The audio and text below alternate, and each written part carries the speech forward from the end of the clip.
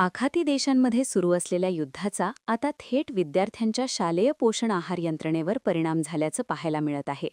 शाळेतील गॅस संपल्यास विद्यार्थ्यांचा शालेय पोषण आहार बंद न करता सुरक्षिततेच्या दृष्टिकोनातून सर्व उपाययोजना करून चुलीवर शिजवून शालेय पोषण आहार विद्यार्थ्यांना वितरित करावा, असे स्पष्ट आदेश बुलढाणा शिक्षणाधिकाऱ्यांनी सर्व शाळांना दिले आहेत.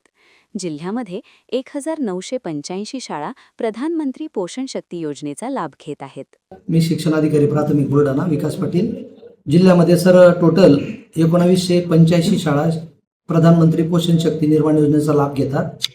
त्या शाळांपैकी 1739 शाळांमध्ये शालेय पोषण आहार शिजवण्यासाठी गॅस उपलब्ध आहे आणि 246 शाळांमध्ये गॅस उपलब्ध नाही आहे.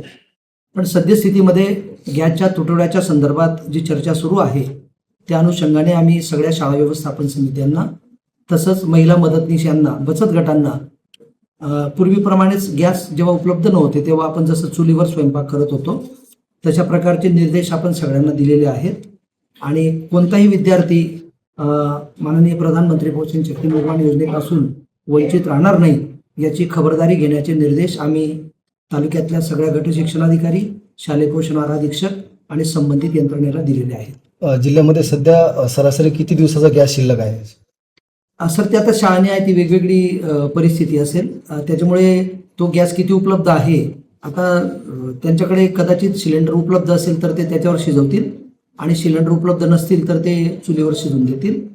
या संदर्भामध्ये आम्ही ही पण एक ॲडिशनल सूचना आम्ही सर्वांना दिलेली आहे की चुलीवर स्वयंपाक करत असताना विद्यार्थ्याचं कोणतीही त्याला इजा होणार नाही, विद्यार्थी त्या चुलीपासून दूर राहील, त्याला कोणत्या विद्यार्थी सुरक्षेच्या संदर्भामध्ये कोणतीही अडचण येणार नाही अशा प्रकारच्या स्वयंस्पष्ट सूचना आम्ही सर्व संबंधितांना दिलेल्या आहेत.